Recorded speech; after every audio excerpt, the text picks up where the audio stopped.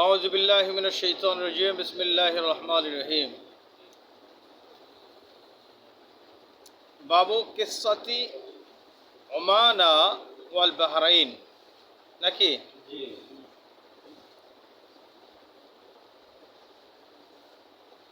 বুখারী সানি কিতাবুল Maghazi না তোমার Oman এবং বাহরাইনের ঘটনা।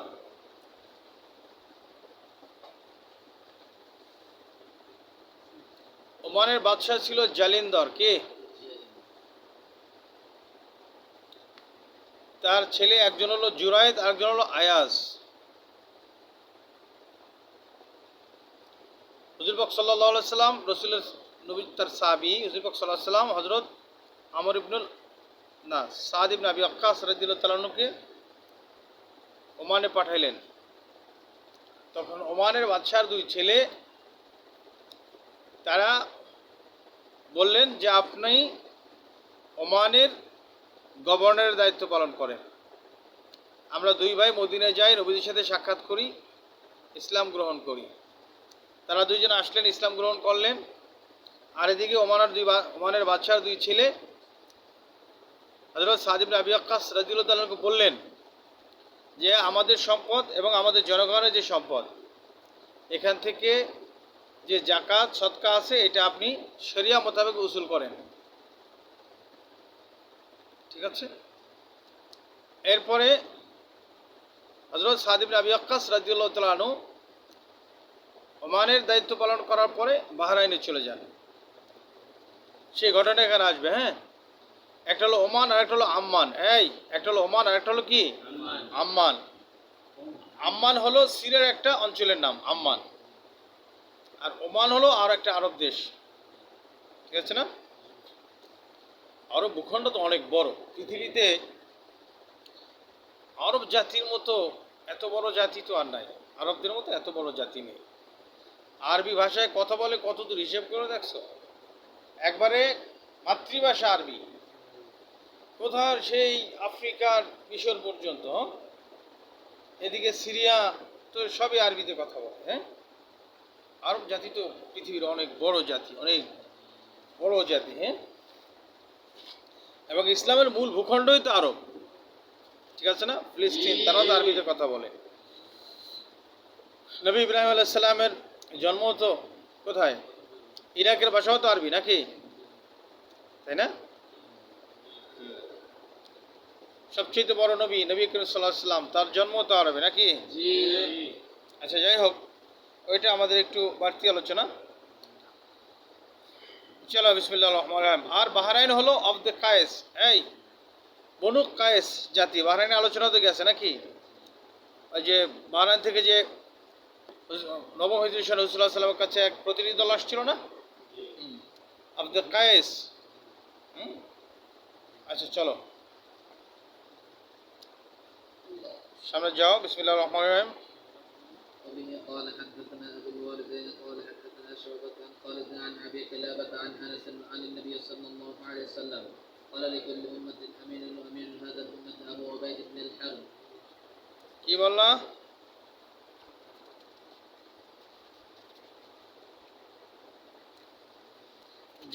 জাবির ইবনে আব্দুল্লাহ ইয়াকুলু ক্বালা আলী রাসূলুল্লাহ সাল্লাল্লাহু আলাইহি ওয়াসাল্লাম লাকাদ জাআ মালুল বাহরাইন।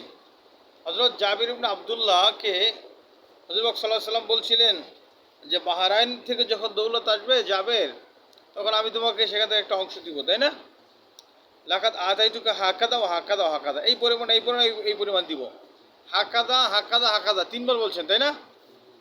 আচ্ছা, আসলাসান ফালাম ইয়াকদাম মালুল বাহরাইন হাত্তা কুবিদা। রাসূল সাল্লাল্লাহু আলাইহি ওয়াসাল্লাম বাহরাইনের মাল আসার আগেই, দৌলত আসার আগেই হুজুর পাক সাল্লাল্লাহু আলাইহি ওয়াসাল্লাম দুনিয়া থেকে বিদায় নিলেন না। ফালামা কাদিমা আলা আবি বকরিন, এরপরে আবু বকর রাদিয়াল্লাহু তাআলা আনহুর খেলাফত শুরু হলো, তাই না? তার জমানায় বাহরাইন থেকে দৌলত আসলো।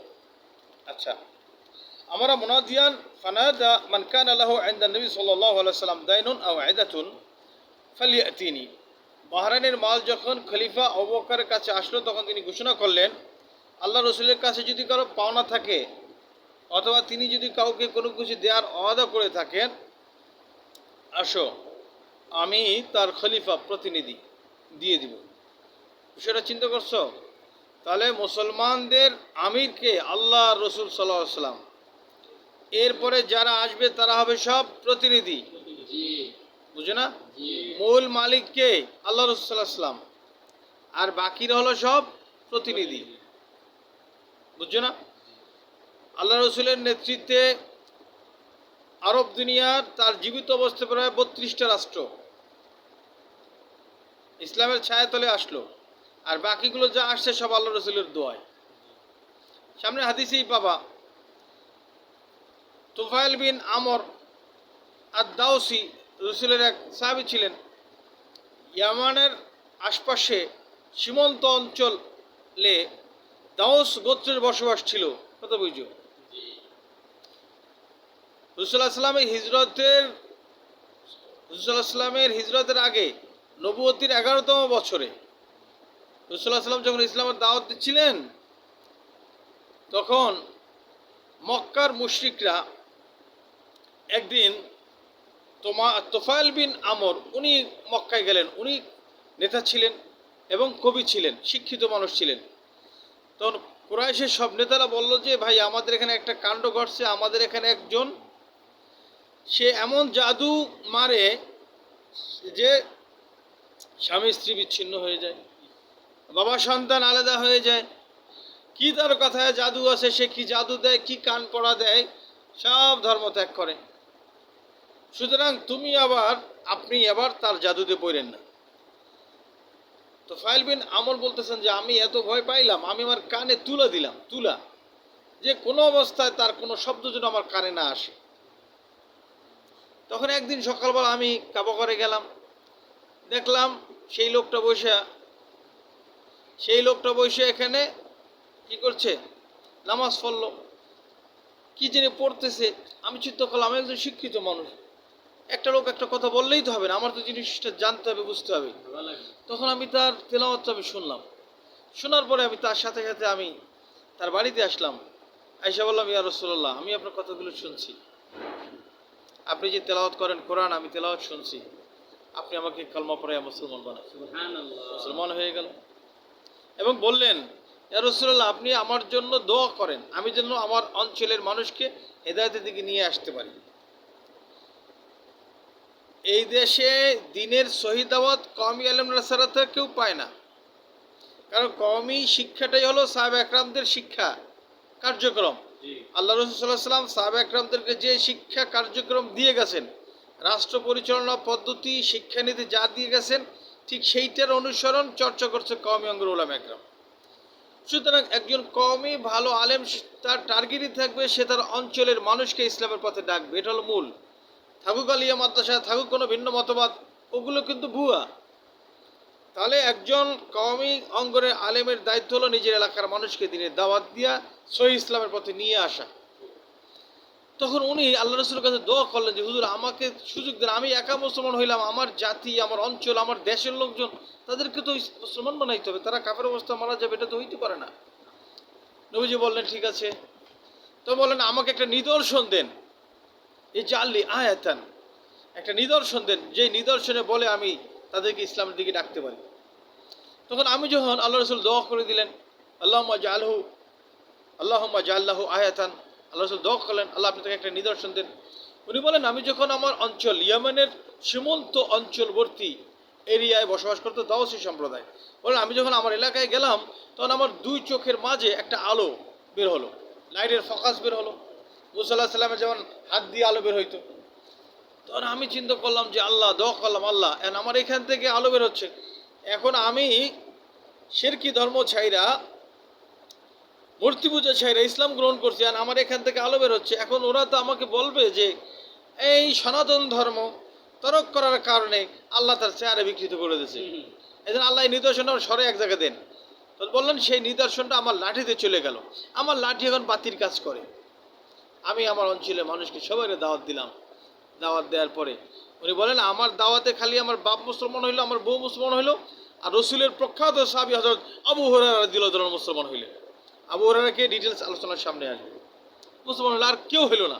আমি দাওয়াত দিতে দিতে আমি নিরাশ হয়ে গেলাম। আমি আইসা আল্লাহ রসুলের দোয়া করলাম, ইয়া রাসূলুল্লাহ আপনি বদদোয়া করেন আমার অঞ্চলের সব যেন মরে। নবীজি দোয়া করলেন আল্লাহুম্মা হদি কওমাহু ওয়াতি বিহিম। আল্লাহ আপনি তুফাইল বিন আমর আর দাওসির জাতিকে সবার হেদায়েত দেন এবং তাদেরকে আমার কাছে নিয়ে আসেন। তারা মুসলমান হয়ে আসছিল, ঠিক আছে। নবম বা দশম হিজরি সনে এই তোমার সেই কাফেলা আসছিল, সংখ্যায় ছিল প্রায় ৮০ জন। আল্লাহ রসুলের দোয়ায় প্রায় ৮০টা পরিবার দ্বারা মুসলমান হয়ে গেছে, কথা বুঝছো? তাহলে এই যে আমি যেটা বললাম যে মুসলমানদের যে ভূখণ্ডগুলো আছে আল্লাহ রসুলের নেতৃত্বে দেশগুলো ইসলাম গ্রহণ করছে, বাকিটা আল্লাহ রসুলের দোয়ায়। এই বাকিটা কি আল্লাহ রসুলের দোয়ায়? এখানে আমাদের মুসলমানদের কোনো কৃতিত্ব নাই। আজকে মুসলমান শাসক রাষ্ট্রগুলো শাসন করছে আর মজা মারতেছে, এগুলো সব আল্লাহ রসুলের দোয়া। হ্যাঁ, কথা বুঝছো না? আচ্ছা, তাহলে এখানে আবু বকর রাদিয়াল্লাহু বললেন যে আল্লাহ রসুলের কাছে যদি কারো কোনো পাওনা থাকে আর আল্লাহ রসুল যদি কেউ কোনো কিছু দিয়ে থাকে তাহলে আমি রসুলের খলিফা থেকে আসছিল যে আল্লাহ রসুলের সাহাবিরা, তাবিরা এখন আইসে রসুলের উম্মতের যারা রাজা বাদশা হচ্ছে এরা সব রসুলের প্রতিনিধি। হেদায়েত প্রাপ্ত যদি হয় তাহলে হবে খেলাফতের রাশেদা, আর হেদায়েত প্রাপ্ত না হইলে বাদশাহ হোক, কিন্তু প্রতিনিধি তো মালিক না। প্রতিনিধি কি মালিক হয়? প্রিন্সিপাল আর ভাইস প্রিন্সিপাল কি প্রিন্সিপাল? প্রিন্সিপাল হলে প্রিন্সিপাল, ভাইস প্রিন্সিপাল না থাকলে তার কাজটা করে দেবে, এই হলো ভাইস প্রিন্সিপাল। বুঝি নাই?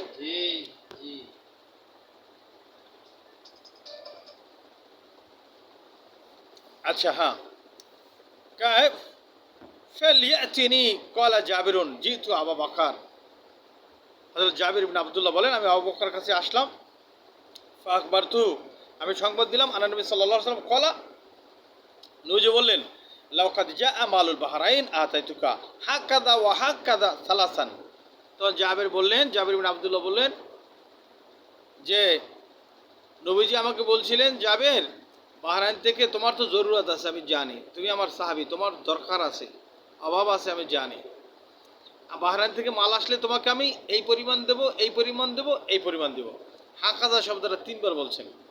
এই কথাটা আবু বকরকে শুনে গেলেন। আচ্ছা, ক্বালা ফাআতানি হাকাদা ক্বালা ফাআতানি ক্বালা জাবিরুন ফালাকাইতু আবু বকর বাদা যালিকা ফাসালতু ফালাম ইউতিনি সুম্মা আতাইতু সানিয়া ফালাম ইউতিনি সুম্মা আতাইতু সালিসা ফালাম ইউতিনি। এরপরে কি হলো, বাহরাইন থেকে মাল আসলো, আমি আবু বকরের কাছে আসলাম, আমাকে মাল দিল না। ঘোষণা করলো আল্লাহ রসুলের কাছে যাদের পাওনা আছে অথবা আল্লাহ রসুল যাদেরকে দিতে চাইছেন তারা আসো। আমি আসলাম, দিল না, আমি আসলাম, দিল না, আমি আসলাম, দিল না। 3 বার আসছি কিন্তু আবু বকর আমাকে দেয় নাই, অথচ বাহরাইনের মাল তার হাতে চলে আসছে। ফাকুলতু লাহু ক্বাদ আতাইতুকা ফালাম তুতিনি সুম্মা আতাইতুকা ফালাম তুতিনি সুম্মা আতাইতুকা ফালাম তুতিনি। বলেন আমিরুল মুমিনিন, আমি আপনার কাছে আসলাম, দিলেন না, আবার আসলাম, দিলেন না, আবার আসলাম, দিলেন না। এদিকে আপনি ঘোষণা করছেন ফাইম্মা আন তুতিয়ানি ওয়া ইম্মা আন তাবখাল আননি। আপনি হয়তো আমাকে দিবেন অথবা আপনি আমার সাথে বখিলিমি করছেন, আমাকে দিচ্ছেন না, আমার সাথে কিপটামি করছেন। ফাকালা আকুলতা তাবখালু আননি ওয়া ইউদাইন আদৌ মিনাল বুখল ক্বালাহা সালাসান। আবু বকর রাদিয়াল্লাহু বললেন যে তুমি বলছো আমি তোমাকে দিচ্ছি না, আমি তোমার ব্যাপারে কিপটামি করতেছি, আমি তোমার ব্যাপারে কিপটামি করতেছি। মা মানাতুকা মিন মাররাতিন ইল্লা ওয়া আনা উরিদু আন উতিয়াকা। আবু বকর রাদিয়াল্লাহু বললেন যে তুমি যখনই আমার কাছে চাইছো আমি তো মনে মনে তোমাকে দিব টার্গেট করছি, আমি চিন্তা করছি না অন্য কোনো মাল আসলে দিব, অন্য কোনো দৌলত আসলে দিব, আমি এটা ভাবতেছিলাম। ওয়ান আমরিন আন মোহাম্মদ ইবনে আলী ক্বালা সামিতু জাবির ইবনে আব্দুল্লাহ ইয়াকুলু জিতু। এরপরে আমি আবু বকর আমাকে ডাকলেন, হাদিস সংক্ষেপ করা হয়েছে, আমি তার কাছে আসলাম। ফাকালা আলী আবু বকর উদ্দাহা ফাআদাতুহা ফাওয়াজাতুহা খামসামিয়াতিন। এরপরে একদিন আবু বকর আমাকে ডাকলেন, আমি তার কাছে আসলাম, আসার পরে বললেন এই ধরো বান্ডিল, কে এই কোনটা দেখলাম আমি খমসমিয়া, সেখানে 500 আছে, কি 500 আছে, ওই সময় 500 বুঝে লইও। ইসাকার আমলে 1 টাকায় কিন্তু 16 মণ 8 মণ সব চাল পাওয়া যেত। 1 টাকায় কত? 8 মণ চাউল। তো 500 সোজা মনে করো না, 16 মণ চাল তোমার সারা বছর খাইতে লাগে 1 টাকায়, তাই তোমাকে 500 দেছে। কয়লা খুদ মিসলাম আর রাতেন। এবার আবু বকর বলেন এর আরো 2 ডবল নাও, আরো 500 নাও, আরো 500 নাও। দেখো আল্লাহ রসুলের খলিফারা আল্লাহ রসুলের হুকুমকে কেমন পালন করছে। আল্লাহ রসুল বলছেন ঠিক আছে যে তোমাকে আমি দিব, বাহরাইন থেকে মাল আসলে হা কাজা হা কাজা হা কাজা, হা কাজা মানে অনুরূপ, অনুরূপ দিব অনুরূপ দিব অনুরূপ দেব, শব্দটা 3বার বলছেন। এইখানে আবু বকর রাদিয়াল্লাহু তাকে 3বার দিয়েছেন। আল্লাহ রসুল কি বলছেন জাবির ইবনে আব্দুল্লাহকে, বাহরাইন থেকে মাল আসলে আমি তোমাকে কি দেবো? হা কাজা হা কাজা হা কাজা, তোমাকে এরকম দেবো এরকম দেবো এরকম দেবো 3বার। আর আবু বকর রাদিয়াল্লাহু তাআলা ঠিক সেই হুকুম পালন করছে 3বার দিয়া 500 500 500। তারা খোলাফা রাশেদা এমন হয় নাই। আল্লাহ রসুল যেখানে পা রাখছেন তারা সেখানে পা রাখছে। আল্লাহ রসুল যেখানে মাথা নিচু করছে সেখানে তারাও মাথা নিচু করছে। যেখানে আল্লাহ রসুল মাথা উঁচু করছে খোলাফা রাশিদিনের তারা সেখানে মাথা উঁচু করছে। কথা বোঝা নাই? এই হলো রসুলের সাহাবী। চলো, আর এখন আমরা তো নিজেদের মনের পূজা করছি রে ভাই। চলো, বাবু কুদুমিল আশারিন ও আহলিল ইয়ামান। এখানে আশারিন এবং আহলি ইয়ামানদের আগমনের ঘটনা। এখানে 2টো ঘটনা ইমাম বুখারী রাহমাতুল্লাহ এক জায়গা করেছেন। একটা হলো আহলি ইয়ামানদের আগমনের ঘটনা আর আশারিনদের আগমনের ঘটনা।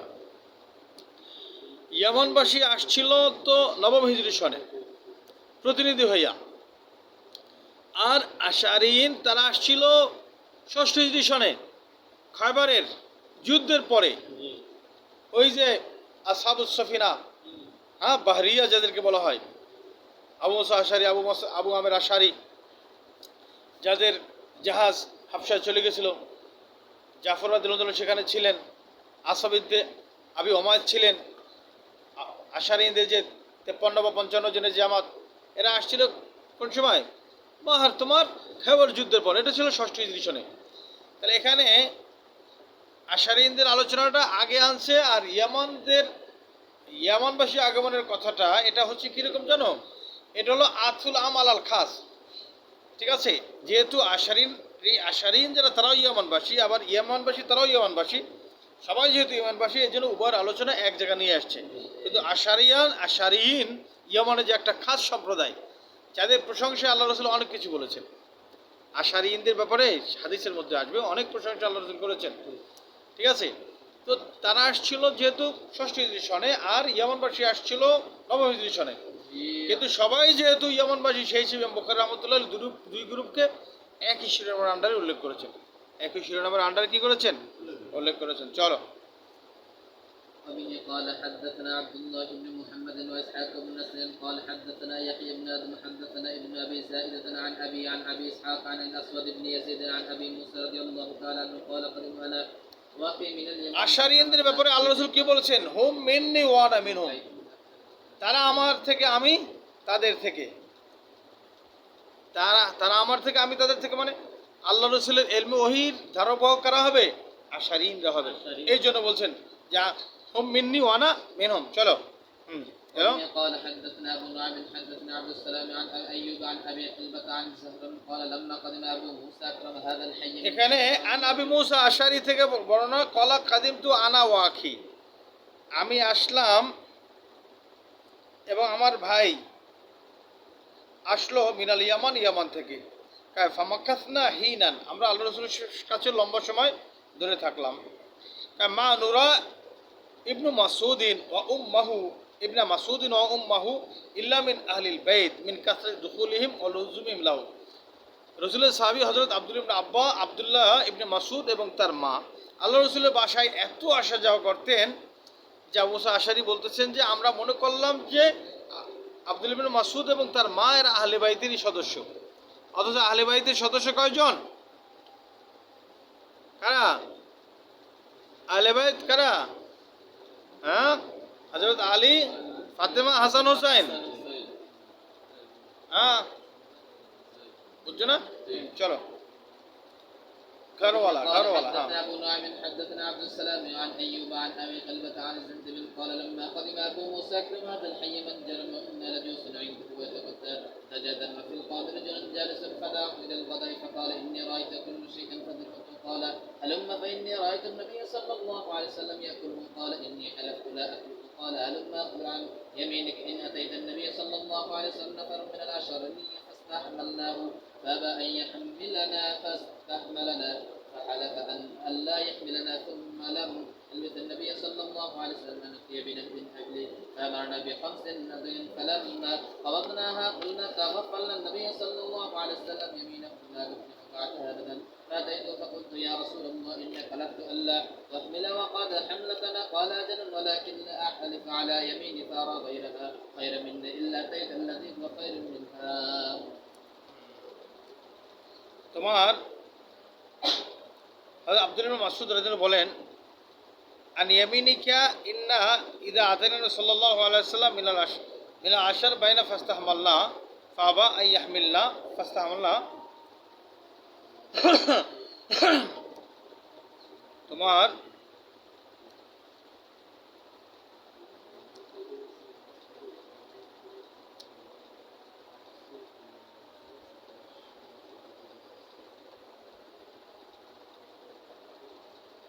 فقدرته قال هلما فإني رأيت النبي صلى الله عليه وسلم يأكله قال إني حلفت لا آكله قال هلما أخبرك عن يمينك হাদিসটার বিষয়টা একটু লম্বা আলোচনা আমি হাদিসটা তোমাদের শোনাই তরজমা শোনাই যে জাহাদাম থেকে বর্ণিত কলা লাম্মা কাদিম আবু মুসা যখন আবু মুসা আশারি রাদিয়াল্লাহু আসলেন আকরামা হাদাল হাই মিন জারমিন তিনি কি করলেন সম্মানিত করলেন এখানে ঘটনা হলো আবু মুসা আশারি রাদিয়াল্লাহু উনি যখন মদিনা থেকে তার অঞ্চল ইয়ামানে আসলেন আসার পরে কি করলেন যে আকরামা হাদাল হাই মিন জারাম ওখানে একটা জারাম একটা জাতি ছিল তাদেরকে ইমানের পথে দাওয়াত দিয়ে তাদেরকে সম্মানিত করলেন তাই না আর জাহাদাম বলছেন ওয়া ইন্না লা জালুসুনা ইনদাহু আমরা আবু মুসার কাছে আমরা কি ছিলাম বসেছিলাম ও ইয়াতাকাদ্দা দাজাজান আর আবু মুসা আশারি উনি মুরগি খাচ্ছিলেন কি খাচ্ছিলেন একটা মুরগি খাচ্ছিলেন অফিল কম রজুলুন জালিসুন আর আবু মুসা আশারির কাছে একজন লোক বসা ছিল কি ছিল একজন লোক বসা ফাদাআহু ইলাল গাদা তাকে খাওয়ার জন্য ডাকলেন যে আসো মুরগি খাও ফাকালা ইন রাআইতু ইয়াকুলু শাইআন তখন ওই যে লোক সে বলল যে আমি আমি মুরগিরে খারাপ কিছু খাইতে দেখছি সুতরাং আপনি মুরগি খাওয়ার জন্য ডাকছেন আমার মুরগি খাইতে ভক্তি হয় না মুরগিটা আমি দেখছি খারাপ কিছু খাইতে কলা হালুম্মা আরে আসো না খাও ফাইনি রয়দিন নবী সাল্লাল্লাহু আলাইহি ওয়াসাল্লাম ইয়াকুলু এই নবীজি মুরগি খাইতেন কে বলেন আবু মুসা আশারি বলছেন যে নবীজি মুরগি খাইতেন আমি নবীজিকে মুরগি খাইতে দেখছি আচ্ছা কলা ইন্নি হালাফতু লা আকুলাহু তখন ওই ব্যক্তি বলল যে আবু মুসা আশারিকে বললেন যে না আমি কসম কাটছি আমি কি মুরগি খাবো না তখন এখানে আবু মুসা আশারি বুঝাবেন যে বৈধ ব্যাপারে কসম কাটার পরে কসম রাখার চেয়ে ভেঙে ফেলাই উত্তম কি আচ্ছা কলা হাল্লুম্মা উখবিরুকা আন ইয়ামিনিকা আমি তোমাকে একটা সংবাদ দিচ্ছি কসম সম্পর্কে একটা বিষয় তোমাকে জানাচ্ছি ইন্না আতাইনান নবী সাল্লাল্লাহু আলাইহি ওয়াসাল্লাম নাফারুম মিনাল আশারিন আমরা ষষ্ঠ হিজরি সনে আল্লাহ রাসূলের কাছে আসলাম আচ্ছা আমরা যখন আসছি হিজরত করে আসছি আমাদের তো বাহন নাই চলতে কষ্ট হয় না যদি তোমার হুন্ডা না থাকে সাইকেল না থাকে তোমার যদি গাড়ি না থাকে চলতে সমস্যা কি না আমাদের বাহন ছিল না তো ফাস্তাহমাল না আমরা নবীজির কাছে কি চাইলাম বাহন চাইলাম কি চাইলাম বাহন চাইলাম তাহলে তোমার আন্ডারে যারা চাকরি করে তাদেরকে বাহন দেওয়াটা কি সুন্নত তুমি মাদ্রাসার মতো হবে তোমার তৌফিক থাকলে হুজুরদেরকে হুন্ডা কিনে দেবা আরো তৌফিক থাকলে প্রাইভেট গাড়ি কিনে দেবে এটা ভালো সুন্নত আচ্ছা ফাবা আইয়াহমিলনা এই আল্লাহ সাল্লাল্লাহু আলাইহি ওয়াসাল্লাম বললেন না আমি তোমাদের বাহন দিব না দিতে পারবো না ফাস্তাহমালনাহু এরপর আল্লাহ সাল্লাল্লাহু আলাইহি ওয়াসাল্লাম যদি বাহন আমাদের না দেন চলমু কেমনে ফাহালাফা আল্লাহ ইয়াহমিলনা আল্লাহ রাসূল বললেন যে খোদার কসম আমি তোমাদেরকে বাহন দিবই না সুম্মা লাম ইয়ালবাত নবী সাল্লাল্লাহু আলাইহি ওয়াসাল্লাম আন উতিয়া বিনাহবি ইবলিন কিছুদিন যাইতে না যাইতে আল্লাহ রাসূলের কাছে উটের একটা চালান আসলো ফা আমার লানা বি খামসি দাউদিন তখন আল্লাহ রাসূল সাল্লাল্লাহু আলাইহি ওয়াসাল্লাম আমাদের বাহনের জন্য আমাদের 5টা উটের ফয়সালা দিলেন যে এই আশারিয়ান যারা ওরা যারা আসছিল 5টা বাহন চেয়েছিল ওদেরকে দিয়ে দাও। ফালাম্মা কাবাদনা, হ্যাঁ, এরপর আমরা যখন এই 5টা উট নিয়ে নিলাম, দেখো কুলনা তাকাফফালানা নবী সাল্লাল্লাহু নবিয়া এই তাকাফফালনান নবিয়া সাল্লাল্লাহু আলাইহি ওয়াসাল্লাম ইয়ামিনাহু, তো বললেন ইয়ামিনাহু না ইয়ামিনুহু হবে, যে মনে হয় আল্লাহ রসুল সাল্লাল্লাহু আলাইহি ওয়াসাল্লামকে ভুলেই দিয়েছে, গাফেল করে দিয়েছে তার কসম। এর মানে হলো আল্লাহ রসুলের কসমের কথা মনে হয় নাইনি। তিনি তো বলছিলেন আমাদেরকে বাহন দিবেন না, তারা আবার বাহন দিলেন কেন? তার মনে হয় কসমের কথা কি মনে নাই। কালা নুফলিহু বাদাহা আবাদান, তাহলে আমরা এই বাহন নিয়ে উপকৃত হইতে পারবো না। আল্লাহ রসুল কসম কাটছেন বাহন দিবেন না, হয়তো তার এখন মনে নাই, তাই বাহন আমাদেরকে দিয়ে দিয়েছেন। আর এই আল্লাহ রসুলের কসম কাটা ছিল, এই আল্লাহ রসুলের না জানাই আমরা এই বাহন যদি নিই এটা আমাদের জন্য ভালো হবে না। ঠিক আছে, ফাতাইতু, আবু মুসা সে বলেন নবীজির কাছে আমি আসলাম। ফাকুলতু ইয়া রাসূলুল্লাহ ইন্নাকা হালাফতা আল্লাহ তাহমিলানা, রাসূল আপনি তো কসম কাটছিলেন যে আমাদেরকে বাহন দিবেন না। অকাদ হামালতানা, অথচ আপনি আমাদেরকে উটগুলো দিলেন, 5টা উট দিলেন, বাহন দিলেন। কলা আজাল, ঠিক আছে, ওয়ালাকিন লা আহলিফু আলা ইয়ামিনিন ফারা গায়রা খায়রান মিনহা ইল্লা আতাইতুল্লাযী হুয়া খায়রুম মিনহা। নবীজি বলেন হ্যাঁ, আমি যখন কোনো ব্যাপারে কসম কাটি, পরবর্তীতে যখন দেখি যে না ওই কসম ভেঙে ফেলার মধ্যে কি কল্যাণ আছে, খায়ের আছে, তখন আমি কসম ভেঙে ফেলাই। তোমরা যখন আমার কাছে উঠ চাইছিলা তখন আমার কাছে ছিল না, আমি তখন তোমাদেরকে বলছি না আমি দিতে পারবো না, এই এখন আমার দেওয়ার কায়দা নেই। কি তোমরা যেন আমাকে বিরাবিরি করছো, আমি কসম করেছি তোমাকে দিবই না। কিন্তু যখন আমার সচ্ছলতা আসছে, এখন হাতে আমার উঠ আসছে, আমি চিন্তা করলাম ওদের দিব না কেন, তাহলে আমার কসম ভেঙে ফেলাই উত্তম, তখন আমি তোমাদেরকে কি দিলাম। এখান থেকে মাসলা বের হয় কি, যে যদি কেউ বৈধ কসম কাটে, সেই কসম যদি পুরো করার সক্ষমতা এসে যায় তাহলে ওই কসম ভেঙে ফেলা ভালো। তখন কি করবা, কসমের যে কাফারা আছে সেটা আদায় করে দেবা। হ্যাঁ, চলো। أبي قال حدثنا عمرو بن علي قال حدثنا أبو عاصم حدثنا سفيان حدثنا أبو صخر الجامع بن شداد حدثنا صخر بن مجد المنزي حدثنا عمر بن حسين قال جاءت بنو تميم إلى رسول الله صلى الله عليه وسلم فقال بشرني بني تميم قالوا أما إذا بشرتنا فأعطنا، فتغير وجه رسول الله صلى الله عليه وسلم فجاء ناس من أهل اليمين فقال النبي صلى الله عليه وسلم يقبل البشرى إذ لم يقبلها بنو تميم قال بنو تميم হ্যাঁ بنو تميم قالوا قد قبلنا يا رسول الله. চলো সামনে যাও। হ্যাঁ, وبه قال حدثنا عبد الله بن محمد الجعفي حدثنا ابن جريج حدثنا شعبة عن اسماعيل بن ابي خالد عن قيس بن ابي حازم عن ابي مسعود ان النبي صلى الله عليه وسلم قال الامام هاهنا واشار بيده الى اليمين والجفاء واغلق. এই দেখো আল্লাহ সাল্লাল্লাহু বলেছেন ওয়াল জাফা ওয়া গিলাজুল কুলুব ফিল ফাদ্দাদিন। জাফা মানে জুলুম, কঠোরতা, আর গিলাজুল কুলুব মানে হৃদয়হীনতা, হৃদয়ের কঠোরতা। ফিল ফাদ্দাদিন, ফাদ্দাদিনের মাঝে আছে, ফাদ্দাদিনদের মাঝে আছে কঠোরতা, হৃদয়হীনতা। জাফা অগেলাজুল কুলুব অ্যান্ড ফাদ্দাদ কারা। ফাদ্দাদ শব্দ দুইভাবে পড়া যায়, ফাদ্দাদ বি তাসদিদিদ দাল, তখন ফাদ্দাদের অর্থ হবে তোমার রাখাল। কি হবে, রাখাল। রাখাল মানে যারা মহিষ চড়ায়, উট চড়ায়, ঠিক আছে না? আচ্ছা,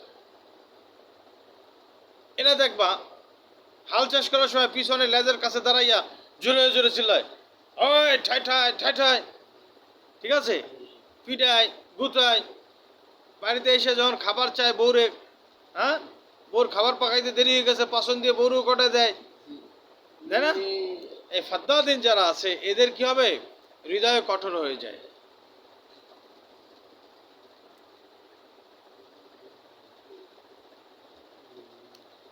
আবার ফাদ্দাদ শব্দের আরেকটা অর্থ হলো এই ফাদাদ। ফাদাদ শব্দের আরেকটা অর্থ হলো জিয়া কৃষিযন্ত্র, কৃষিযন্ত্র।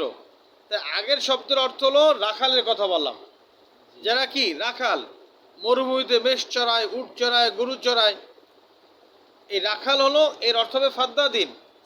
আবার যখন বিসুকুনির দাল বলবা তখন ফাদাদ, সেখানে তাসনিয়া জমা ফাদাদিন বা ফাদাদিন পড়বা, জমা পড়বা, তখন অর্থ হবে কৃষি যন্ত্র। তাহলে এখান থেকে উদ্দেশ্য হবে কি, যারা আইল্লা আছে, আইল্লা বা কৃষক, ঠিক আছে, এরাও তো দেখা যায় ওই যে তোমার কি করে, হাল চাষ করে বা পিছনে বসে গরু খেদায়, রাখালরাও খেদায়, আবার কৃষকরাও কি খেদায়। তা যারা কৃষক সিস্টেমের লোক বা যারা চাষি সিস্টেমের লোক, এদের হৃদয় কঠিন হয়ে যায়।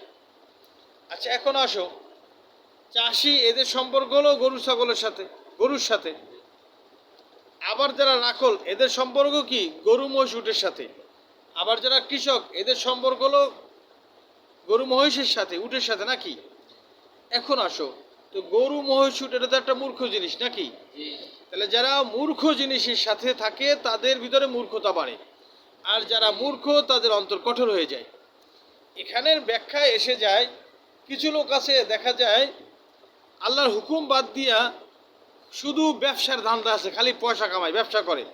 তো ব্যবসার পিছনে তুমি যখন ব্যাপক সময় দিবা, নামাজ রোজার কাছে তুমি নাই, দিন শরীয়তের কাছে নাই, তখন তোমারও দিল কঠোর হয়ে যাবে। এখান থেকে যারা শুধু খেলাধুলার পিছনে সময় দেয়, আনন্দ ফুর্তির পিছনে সময় দেয়, ঠিক আছে, সভা সমাবেশের পিছনে সময় দেয়, দুনিয়ার কারো কারবার যেটাকে বলা হয়, এগুলো সব ওই চতুষ্পদ জন্তুর মতোই, ঠিক আছে। এগুলোর পিছনে যারা সময় দেবে তাদের কি হয়ে যায়, অন্তর কঠোর হয়ে যায়। এই জন্য দেখবা রাজনৈতিক নেতা বলো, সরকারি আমলা বলো, ব্যবসায়ী বলো, চাষি বলো, এরা থাকে সবসময় পয়সার ধান্দায়। কিসে থাকে? পয়সার ধান্দায়। আর এই যত পয়সা এগুলো মূর্খতামের মাধ্যমেই আসে। সুতরাং এদের অন্তর কি হয়ে যায়, কঠোর হয়ে যায়। এই জন্য দেখবা রাজনৈতিক নেতার গলার আওয়াজ অনেক মোটা, অফিসারদের গলার আওয়াজ অনেক মোটা দেখবা, ব্যবসায়ীদের গলার আওয়াজ অনেক মোটা দেখবা, কৃষকদের গলার আওয়াজ অনেক মোটা দেখবা, জি। ঠিক আছে, গুম গুম করে কথা বলে। অথচ আল্লাহ কি বলছেন, অক্সিদ ফি মাসিক, তোমরা মধ্যম গতিতে হাঁটো, অকজুজ মিন সৌতিক, গলার আওয়াজ নরম করো, ইন্না আনকারাল আসওয়াতিলা সৌতুল হামিদ, এই বিকট আওয়াজে তো গাদা ডাকে আল্লাহর কাছে, ঠিক ঠিক আছে, আল্লাহর কাছে কি গাদার আওয়াজ হলো ইন্না আনকারাল আসওয়াতিলা সৌতুল হামিদ, সবচেয়ে বিশ্রী আওয়াজ হলো গাদার আওয়াজ, ঠিক আছে। আল্লাহ রাসূল সাল্লাল্লাহু আলাইহি ওয়াসাল্লাম এখানে আমাদেরকে বুঝাইছেন। এখন তুমি আসো, তুমি ওলামা মাশায়েখদের, হক্কানি বুজুর্গদের দরবারে যাও, কোরআন তেলাওয়াতের সময় দাও, জিকিরের পিছনে সময় দাও, মোরাকাবা মুশাহাদার পিছনে সময় দাও, কিতাব মোতালার পিছনে সময় দাও, তোমার অন্তর নরম হয়ে আসবে। কী হবে? অন্তর নরম হয়ে আসবে। আর যদি তুমি দুনিয়ার পিছনে, এই দুনিয়াকে আল্লাহ রসুল তুলনা করছে কিসের সাথে? পশুর সাথে তুলনা করেছে। এর পিছনে সময় দিলে কি হবে? তোমার মধ্যে জাফা তৈরি হবে। কি হবে? জুলুম, কঠোরতা, আর গিলাজুল কুলুব, হৃদয়হীনতা তৈরি হবে। হ্যাঁ, কথা বুঝছো না? এই কথাই আল্লাহ রসুল বলছেন যে অল জাফা ও গিলাজুল কুলুব ফিল ফাদ্দাদিন বা তোমার তোমার ফাদাদিন যেটা বলো। আচ্ছা, ইন্দা উসুলি আজনাবিল ইবিল, এরা যখন কি করে, যখন উটের লেজের কাছে যায়, মানে উট তারায়, মিন হাইথু তাতলো করোনা শৈতন রবিয়া মদার, বিশেষ করে তোমার আল্লাহ রাসূল সাল্লাল্লাহু আলাইহি ওয়াসাল্লাম এখানে বলেছেন যে এই যে শ্রেণীর লোক হৃদয়হীন এবং কঠোর কঠোর হৃদয়ের লোকগুলো, ঠিক আছে, যাদেরকে আল্লাহ রসুল তোমার শয়তানের দুই সিংহের সাথে তুলনা করেছে, ঠিক আছে, এই যাদের হৃদয়হীন লোকের সংখ্যা যারা বলল, এদেরকে পাবা কোথায়? রবিয়া এবং মোজার গোত্রে। রবিয়ান মোজার গোত্র বলতে আল্লাহ রসুল কি বুঝাইছেন? এদের বসবাস হলো পূর্ব অঞ্চলে। কি অঞ্চলে? পূর্ব অঞ্চলে, ঠিক আছে। রবিয়া এবং মোজার অর্থাৎ হলো, এখান থেকে আল্লাহ রসুল মূলত বুঝাইছেন, কোনো ব্যক্তি হোক বা কোনো জাতি হোক বা কোনো রাষ্ট্র হোক বা কোনো বংশ হোক, যারা শুধু কি করবে? পয়সা পয়সা পয়সা, কি? অথচ একজন মানুষের কি করতে হবে? ইমান ইমান, আমল আমল, আখারাত আখারাত, জাহান্নাম থেকে বাঁচা জাহান্নাম থেকে বাঁচা, সাকরাতুল মউত থেকে বাঁচা, কবর থেকে বাঁচা, কবরের আযাব থেকে বাঁচা, হাশরের ময়দান থেকে বাঁচা, ফুলসিরাত থেকে বাঁচা, এগুলো চিন্তায় থাকবে। কিন্তু এই চিন্তা যাদের মধ্যে না আসে, ঠিক আছে, তোমার শুধু এই যে খাই খাই খাই খাই যে গ্রুপটা করে, ঠিক আছে, এদের অন্তর কঠিন হবে, হ্যাঁ।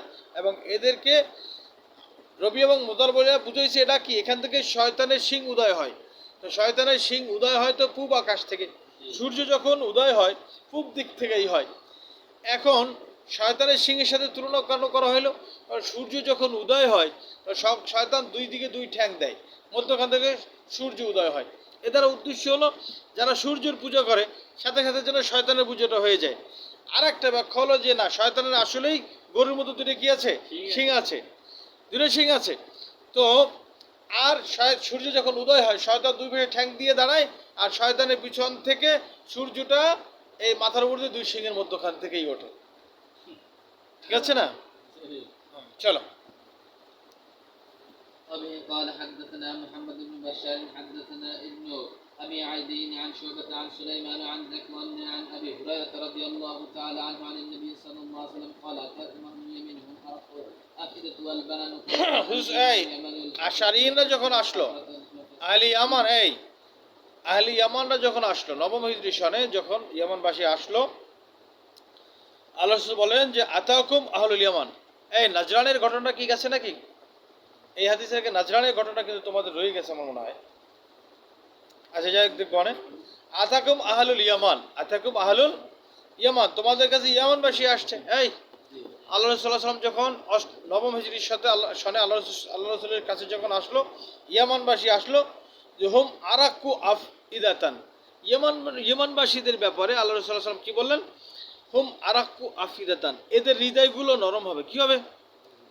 তুমি দেখো ফিলিস্তিনে যেভাবে হামলাটা হচ্ছে, অনেক আরব রাষ্ট্র আছে যাদের বহুত বোমা আছে, মারলে মারতে পারতো। মারতেছে কারা? ইয়ামানবাসী মারতেছে।